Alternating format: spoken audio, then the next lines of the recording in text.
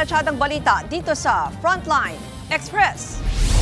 Alert level sa Mayon Volcano itinaas na sa level 3. COA report sa ghost recipients ng Senior High School Voucher Program kinumpirma ng DepEd.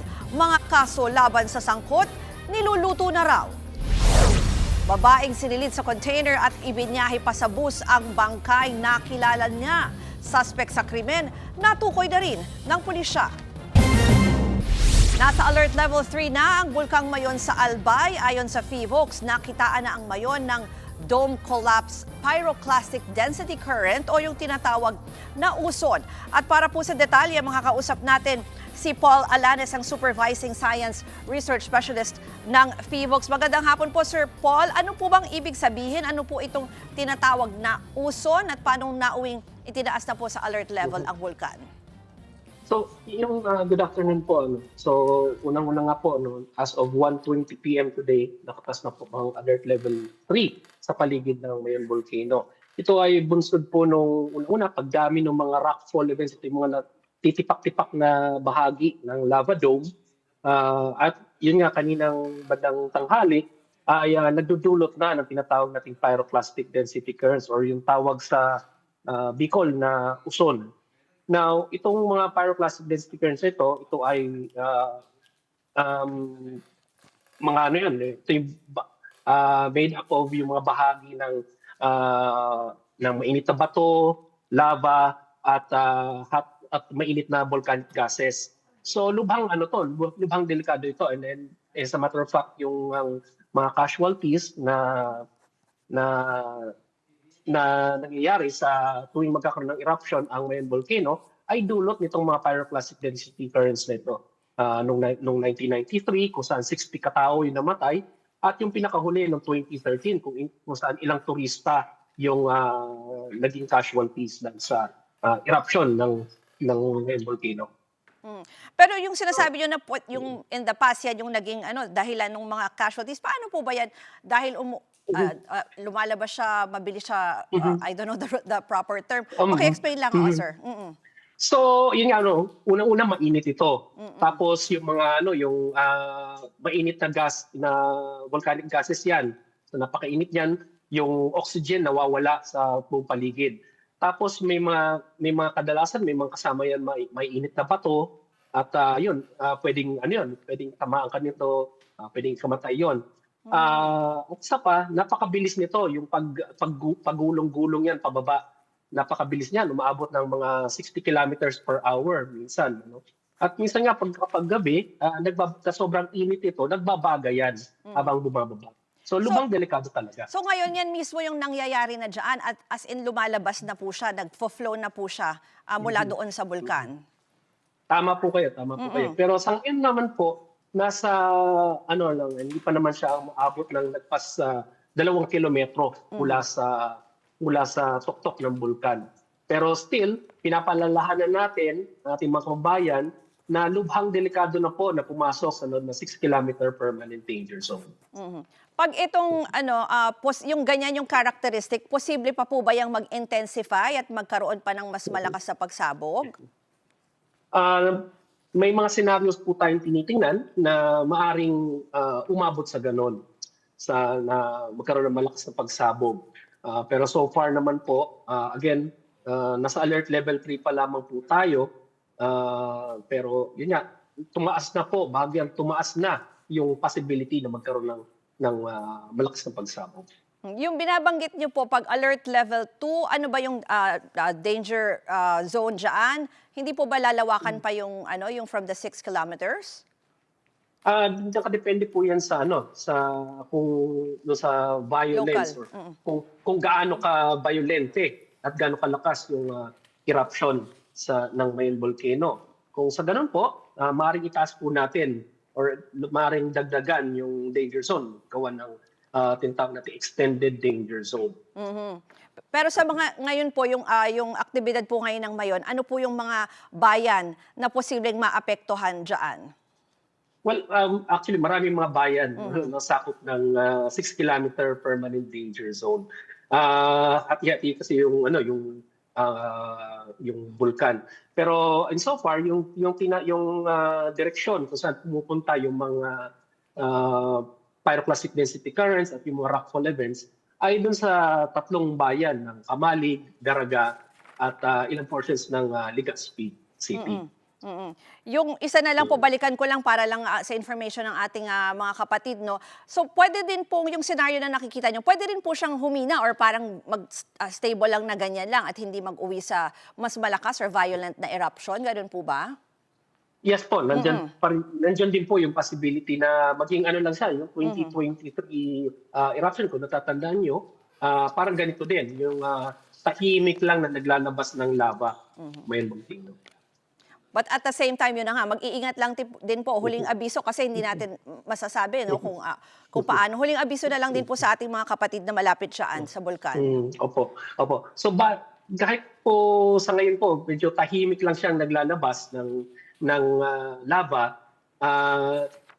wala siyang mga pagputok na nangyayari. Still, nandyan pa rin po yung nagdudulot itong mga rockfall events nito ng mga tinatawag natin mga uson nga, pyroclastic density currents, at ito yung talaga nakamamatay. So, ulitin po natin yung ating bilin na huwag po papasok sa loob ng 6 kilometer permanent danger zone. Yung sinasabi nyo kanina na 2 kilometers, ibig sabihin hindi pa ho talaga umaabot sa baba ng paanan ng bulkan, ano po, yun yung uson. Opo. Okay. Maraming po salamat kay Dr. Paul Alanes, ang Supervising Science Research Specialist ng PHIVOLCS. Kaugnay po niyan, makakausap naman natin ang lokal na pamahalaan ng Kabalig sa Albay, si Mayor Kaloy Baldo. Magandang hapon po sa inyo, Mayor. Ito yung kung napakinggan niyo po yung interview natin sa PHIVOLCS, isa pala ang inyong bayan sa talagang posibleng maapektuhan itong pagtataas po ng Alert Level 3 dyan. Kamusta po ang sitwasyon sa lugar niyo ngayon? Magandang hapon po, Ma'am Ruth. Kumbaga sa ngayon, medyo okay pa naman ang bayan po natin. Pero mamaya po, after ng meeting namin, magkakaroon tayo ng evacuation na nung nandoon po sa 6 kilometer. So ngayon po, kasi galing tayo ng Alert Level 2, no? So ngayon hindi pa po kayo nagpapatupad ng evacuation, pero ito nga, itinaas na yung Alert Level 3. Ilan po ba ang posibleng mga residents na maapektuhan? Ang nasa 6 kilometer kasi namin, nasa almost 118 families. I-evacuate natin. Kaya mamaya, mga 4 o'clock, may movement na kami para dun sa evacuation. Ito po ay forced na evacuation. Talagang lalabas na silang lahat. Lalabas po sila kasi alert level 3 na. Nung pag-meeting kahapon, hindi pa nag-alert level 3, pinapayagan po namin sila na i-harvest na muna yung mga yung mga vegetables na tanim po nila. So ngayon siguro as we're speaking, no, dapat sana naghahanda na sila sa kanilang pag-evacuate. Handa naman po ba ang mga evacuation center? Saan po sila dadalhin? Actually, magkakaroon tayong 2 evacuation center sa Barangay Balikang and Barangay Baril. Para po doon sa 3 barangay. Kasi yung isang barangay namin, isa lang family ang evacuate namin. Isasabay na muna namin sila doon sa isang barangay na evacuation center. Pero bukod po dyan, tingin nyo ba, usually sumasama naman po yung mga pamilya sa pag-evacuate kasi binanggit nga po ng PHIVOLCS kanina yung uson parang yan pala yung isa sa mga nakamamatay at medyo mabilis yung isang possible scenario na mabilis pala yung pag-flow niyan mula doon sa bulkan. Sa tingin ko naman po, sasama naman po sila. Kasi yung safety naman nila ang hangarin po natin na may ilagay po sila sa safe area. Kaya hindi naman siguro sila magatubiling hindi po sumama mamaya sa pag-evacuate ng mga kababayan po nila. Mayor, pakilarawan na lang sa amin ngayon yung sitwasyon mismo dyan sa inyo kasi yung weather, baka makakapekto rin po yan doon sa Mantanang Lahar, ito ngang sa Uson. Ngayon po ba, kamusta po dyan yung atmosphere? Sa side namin, kasi medyo maula po dito, di po namin makita yung pinakadulo ni Bulkang Mayon, kaya hindi namin makita kung paano bumababa yung mga lava, yung uson. Kaya siguro baka mamaya aninag na po namin na kung mag-clear si Mayon. Pero syempre, nagkuka po lang tayo doon sa abiso ng PHIVOLCS, sumusunod po tayo. Kaya magkakaroon na po tayong movement kasi yun ang usapan. Pag alert level 3, magpapa-evacuate tayo na nandun sa 6 kilometers radius. Kunin nyo na rin po itong pagkakataon na i-address yung inyong mga residente dyan kung paano po maghahanda para sa kanilang evacuation. Yung mag-i-evacuate po natin, coordinate po kayo dun sa mga barangay official natin. Alam naman po nila kung saan yung pick-up station, kung saan sila dadalhin. Kumbaga, sumunod na lang sa mga barangay official at alam nila kung anong mga dapat gawin. Maraming pong salamat kay Mayor Kaloy Baldo ng Kamalig Albay.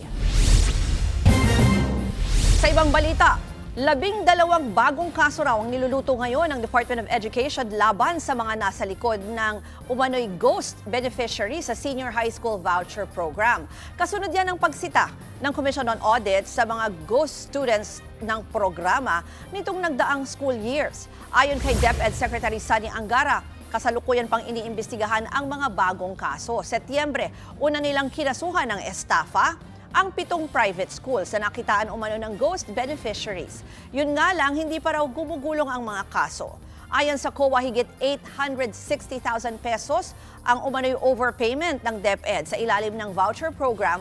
Sa Metro Manila pa lang yan. Hindi raw ito maipaliwanag ng maayos ng DepEd. Si Vice President Sara Duterte ang DepEd Secretary ng mga panahong yan. Sabi ngayon ni Angara, mas pinaigting na nila ang pag-usisa sa student records para maiwasan ang mga ganitong insidente. Kaya binago natin yung sistema. Dati binabayaran ka agad, ina-advance yung bayad. Ngayon, tinitingnan talaga yung resulta at kung naka-enroll. Tapos yung learner number at nag-institute tayo ng mga safeguards both at the school level and at the DepEd level. So, binabangga namin yung mga database natin na dati hindi ginagawa. Nababahala si Senator Win Gatchalian sa ilang items na vinito o tinanggal ni Pangulong Bongbong Marcos sa ilalim ng unprogrammed appropriations para sa 2026 national budget. Mula po sa Senado, makakausap natin sa linya ng telepono si Mean Los Baños. Mean, ano ba ang paliwanag dyan ni Senator Gatchalian? Ayon kay Senate Finance Committee Chairman Win Gatchalian, kasama sa mga binito ng Pangulo ang Comprehensive Automotive Resurgence Strategy o CARS na nagkakahalaga ng 4.3 billion pesos. Gayon din ang Revitalizing the Automotive Industry for Competitiveness Enhancement o RACE program na nagkakahalaga ng 250 million pesos. At Government of the Philippines Counterpart for Foreign Assistance Projects na nasa 35.7 billion pesos.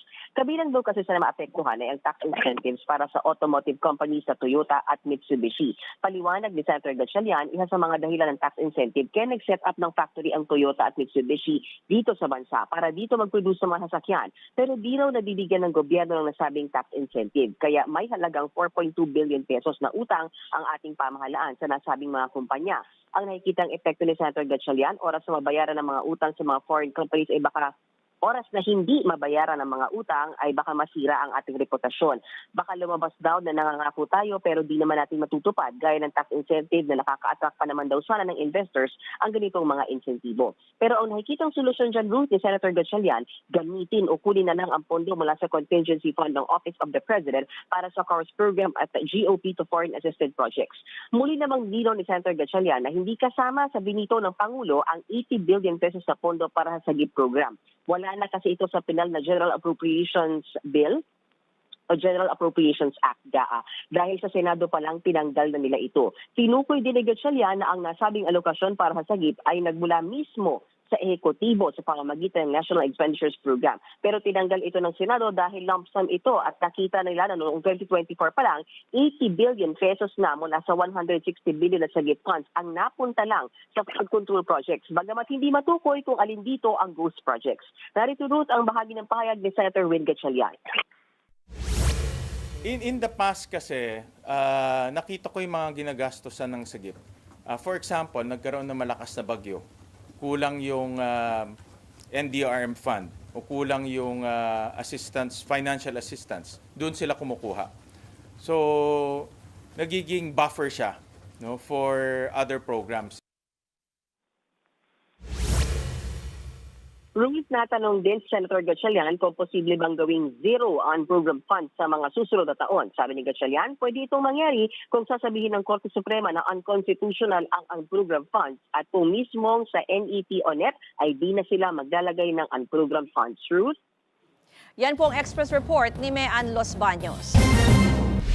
Maliban nga po dyan sa Senado, may mga batikos din natanggap ang 2026 national budget mula sa Kamara. Ang isang kongresista balak dalhin sa Korte Suprema ang pagkwestiyon sa legalidad ng pondo. Para sa update, mula sa Malacanang nasa linya ng telepono si Maricel Halili. Maricel, ano ba ang basehan daw sa pagkukwestiyon dyan sa budget at ano ang reaksyon naman ng Malacanang?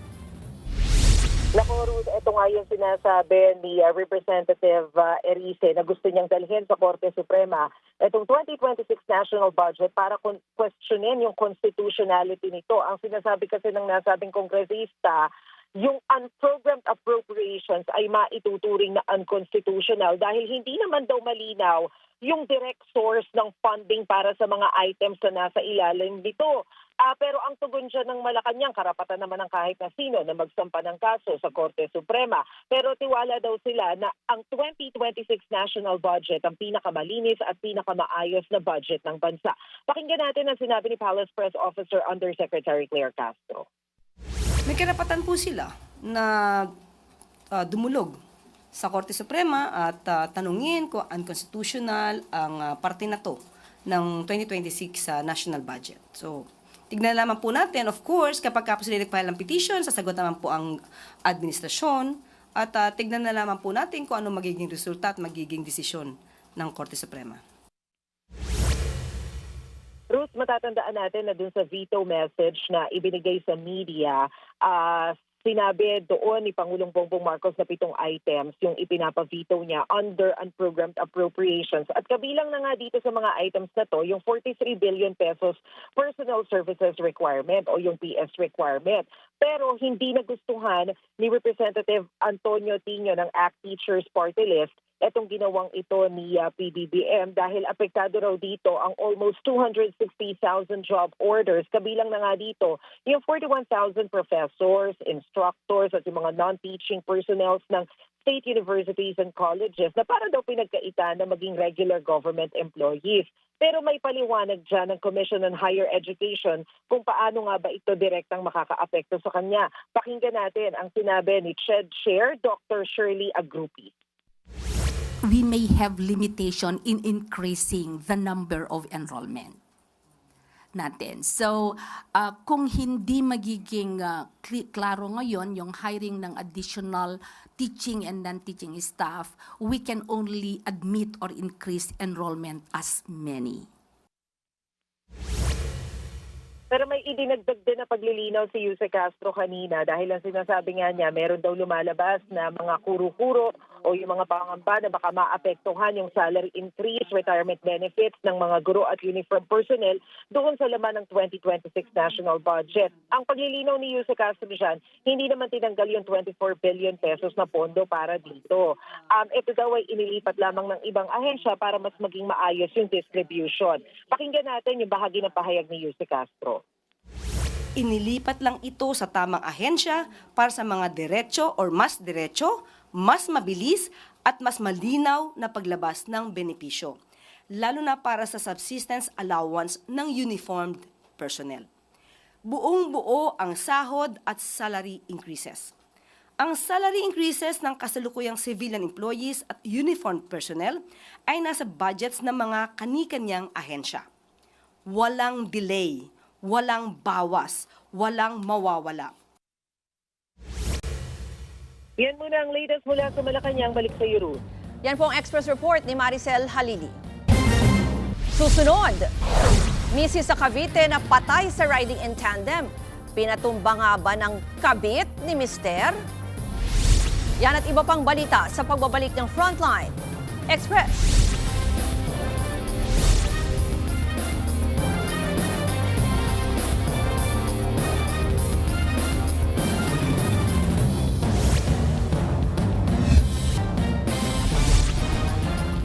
Sa Presinto 5, tukoy na ng mga pulis ang suspect na nakitang nagtapo ng isang storage box na may bangkay ng babae sa isang tulayan sa Basud, Camarines Norte noong January 2. Ayon sa pulis, positibong tinuro sa kanila ng isang mapagkakatiwalaang witness ang suspect. Batay sa unang inilabas sa composite sketch, isang lalaking 30 hanggang 40 anyos ang suspect. Nakipag-ugnayan na rin daw ang mga pulis sa pamilya ng suspect. Inaalam pa ang motibo nito sa krimen. Samantala, tukoy na rin ng mga pulis ang pagkakakilanlan ng biktima na si Anelis Abamonga, 38 anyos, tubong Katarman, Camiguin. Siya po ang bangkay na nakitang nakasilid sa storage box na nagpapalutang-lutang sa ilog sa ilalim ng tulay. Binyahe pa raw mula sa Turbina Terminal sa Laguna ang mga labi ni Abamonga papuntang Bicol. Nananawagan ngayon ang Basud Police Station sa sino mang may impormasyon sa kinaroroonan ng suspect na makipag-ugnayan sa pamamagitan ng kanilang cellphone numbers na nasa inyo pong screens. Patay ang isang barangay kagawad sa Cebu City matapos barilin sa ulo at tiyan ng hindi pa nakikilalang riding in tandem. Ang krimen sa pool sa CCTV. May Express report si John Aroa ng News 5 Visayas. Madaling araw nang mahagip sa CCTV footage ng barangay Sawang Calero ang pagdaan ni Kagawad Ramon Diamante sa labas ng fishport ng barangay sa Cebu City. Matapos magkape ni Kagawad Diamante, agad itong umalis kasama ang kanyang mga tauhan para kunin ang mga ibebentang isda. Ngunit sa mga sumunod na eksena, nagsitakbuhan na ang mga kapitbahay ng biktima. Makikita rin ang riding in tandem na yan na humaharurot palayo. Binaril na pala si Kagawad Diamante. Wala gid mi nadawat maong kampantera sad kay siya mogawas everyday ba. Kay wala biyagi kuan. Wala death threat nga nadawat, naguol kay syempre kanang kalit nga pagkawala niya. Ang gusto ra gid is justisya para niya ba. Kay wala siya mi nag-expect bitaw. Expect kay para namo ba. Maski ang mga kasamahan sa trabaho ni Kagawad Diamante, nagulat sa nangyari. Sa kami, nahitabo na niya taon, kay parehar ko ni. Nanervisyo sa barangay, tinarong. Kunya, kawang lang, nabot na panahon nga siya gihilaptan. Wata kailas, kinsay gahilapot niya. O wapa ka na masoko niya, lasina niya ba?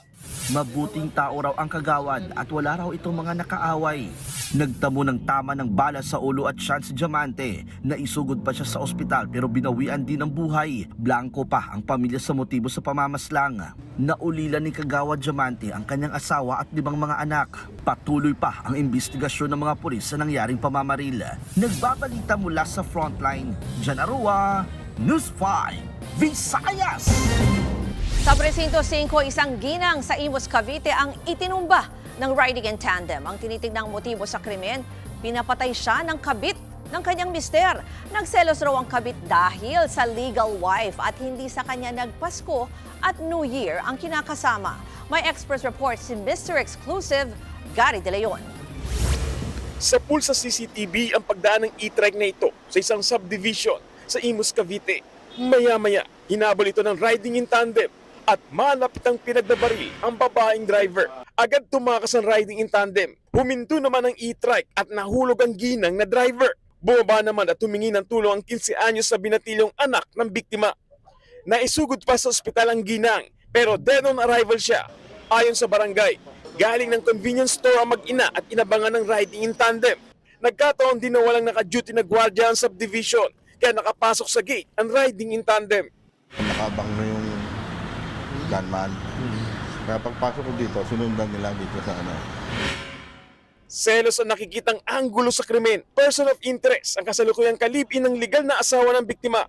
Ayon sa mga pulis, tila hindi raw kasi natanggap ng person of interest na hindi sa kanya nagpasko at bagong taon ang kanyang kinakasama. Umuwi kasi ito sa kanyang legal wife pero hindi raw matanggap ng asawa ng biktima na posibleng may kinalaman nga ang kanyang karelasyon. Hindi ko alam, sir. Hindi naman siguro magagawa niyo yung sir, yung isa, sir. Wala man akong kaaway dito, sir. Hindi ko alam. Alam niya man na andito ako, sir. Ipinasyalan ko tong anak ko, sir. Sarili ko namang anak. Pero aminado si Mister na nagseselos ang kanyang kalibin. Mahirap daw sa ngayon ang kanyang naging sitwasyon dahil nawalan siya ng tunay na asawa. Mawawalay naman sa kanilang ina ang kanyang mga anak sa kalibin. Sakaling mapatunayang sangkot ito sa krimen at makulong, tinutugis muna ng mga pulis ang riding in tandem bago imbitahan ang person of interest. Patuloy ang backtracking at forward tracking sa CCTV para mahuli ang dalawang gunman. Nagbabalita mula sa frontline, Gary De Leon, News 5. Susunod, ginang sa Cotabato patay matapos habulin at kagatin ng kobra. Yan at iba pang balita sa pagbabalik ng Frontline Express.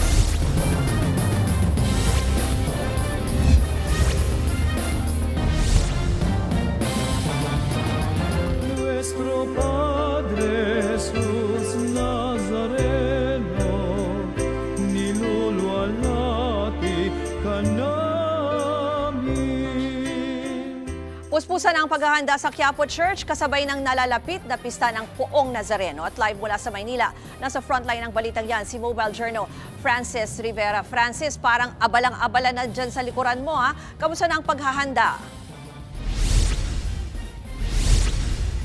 Ruth, ilang araw na nga lang bago ang pista ng Nazareno, kaya naman tuloy-tuloy ang ginagawang paglilinis dito sa Minor Basilica and National Shrine of Jesus Nazarene dito sa Quiapo. Naglilinis na ang Engineering Department ng Manila LGU sa paligid ng simbahan. Pinipinturahan na rin ang mga poste sa loob at labas ng Plaza Miranda. Tuloy-tuloy rin ang pagroronda ng mga pulis at miyembro ng Coast Guard upang masigurado ang kaayusan at seguridad sa lugar. Sa loob naman ng simbahan, may mga volunteer na nag-a-assist para sa mga nagsisimba. Maluwag at nalinis na rin ang kahabaan ng Villalobos Street at Carriedo dahil pinatabi na ang mga nagtitinda rito. Nagsagawa naman ng clearing operation ng Metropolitan Manila Development Authority o MMDA kaninang umaga para sa mga rutang dadaanan ng translasyon. Ilan sa mga nagtitinda sa bangketa at sasakyan ang nasampulan dyan. Para sa pamunuan ng simbahan, ngayong taon merong itinalagang Ihos Police o Police ng Panginoon. Narito ang bahagi ng pahayag ni Father Robert Arellano, Translasyon 2026 Exposure. Yung mga pulis po, ihos, kung tawagin natin, ay hindi sila naka-uniform ng kapulisan.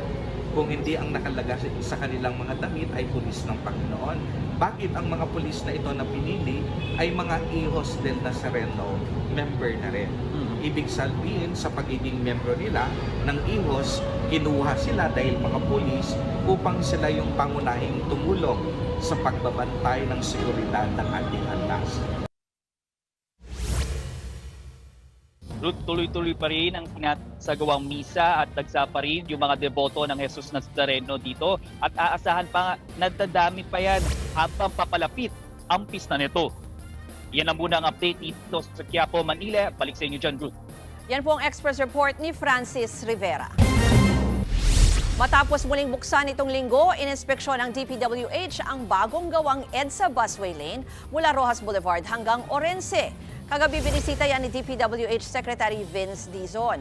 Yan po yung busway sa bahagi ng Phase 1 ng EDSA Rehabilitation Project na inumpisahan noong December 24.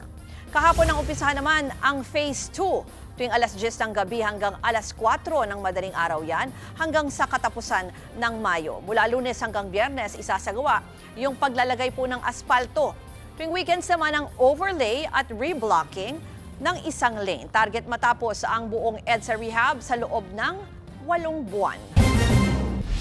Sa ibang balita, mahaba na ang buhok at kain-tulog lang daw si dating Pangulong Rodrigo Duterte sa kanyang kulungan ngayong winter sa The Hague, Netherlands. Yan po ang kwento ng kanyang anak na si Congressman Paulo Duterte sa pagbisita niya sa ama sa detention facility ng International Criminal Court. Ayon kay Pulong, nakaka-adjust naman daw ang dating Pangulo sa sobrang lamig na panahon.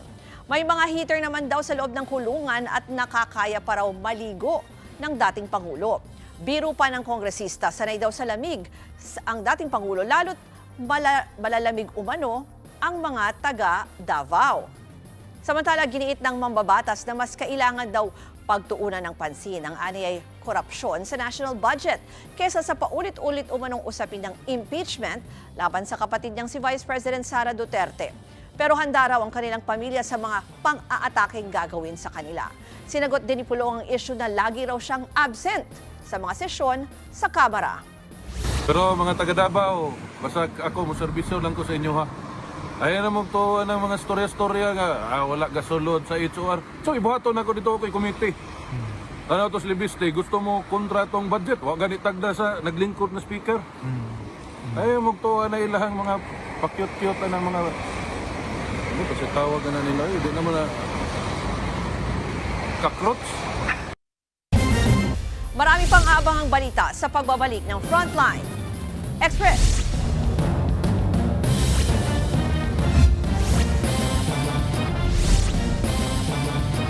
Nuestro Padre Jesús Nazareno, nilulo 3 araw bago ang traslasyon, dinudumog na ang mga tindahan ng t-shirt, bandana at tuwalya na may mukha ng Poong Jesus Nazareno. May Express report si Mobile Journal Ivan Tarinque. Habang papalapit ng pista ng Jesus Nazareno, muling lumakas ang bentahan ng mga t-shirt, bandana, pati tuwalya na may mukha ng poon. Kaya naman, busy na rin ang mga paggawaan niyan dito sa Recto, Maynila. Sunod-sunod na ang paggawa ng mga t-shirt na may imahe ng Poong Nazareno sa Recto. Mano-mano at paisa-isa ang proseso gamit ang silkscreen at textile print. Maingat na iniimprenta sa mga damit ang disenyo ng Nazareno. 150 pesos lang ang bawat t-shirt. Pero para sa mga gumagawa at nagbibenta, higit pa ito sa hanap buhay. Hindi naman talaga ikaigla yun, sir. Ano ko na rin yan, devotion ko na yan sa Nazareno. Bukod devotion ko, kumikita din kami na mayroon din kami pumapasok para sa aming income namin. Dahil sa demand, nakakamahigit 500 piraso ng t-shirt sila sa isang araw. Ito naman ang pinagmalaki ng ilang magbibenta ng Nazareno shirt sa Quiapo. Itong sa amin, sarili namin gawa. Yung iba, bumibili lang. Hindi nila sariling gawa. Kung gusto naman ng deboto na mas tipid pa, pwede magdala ng sariling t-shirt o panyo at patatakan. 20 pesos lang yan. Heat gun lang ang gamit at ilang minuto lang, tuyo at handa ng isuot. Iba nga mga damit nila na sinusuot, nubad nila yung piprinta namin. Patutuyo na lang. Para sa mga deboto ng Jesus Nazareno, ang pagsusuot ng t-shirt o anumang kagamitan na may imahe ng Poong Nazareno ay higit pa sa pananamit. Isa itong simbolo ng pananampalataya at debosyon. Nagbabalita mula sa Frontline. Mobile Journal, Ivan Tarinque. Kahanga-hanga ang pinamalas na kabayanihan ng isang miyembro ng Philippine Coast Guard sa Zamboanga City. Kahit kasi off-duty, agad siyang tumugon sa tawag ng pangangailangan. Gamit ang kanyang kaalaman sa CPR na iligtas si PO3 Alshir Alimudin, ang 8 taong gulang na bata na nalunod sa isang resort. Nagkataon lang daw na naroon siya sa lugar dahil sa isang pagtitipon nang makarinig siya ng saklolo. Sa ngayon, stable na po ang kondisyon ng bata. Patunay lamang ito na not all heroes wear capes. Saludo po kami sa inyo.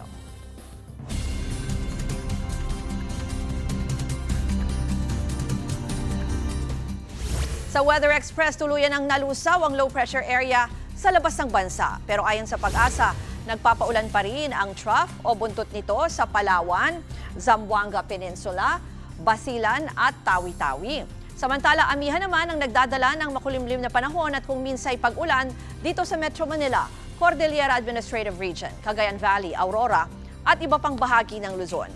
Shear line naman ang magpapaulan sa Bicol Region, Quezon, Oriental Mindoro, Marinduque, Romblon at Northern Samar, habang easterlies ang umiiral sa nalalabing bahagi ng Mindanao.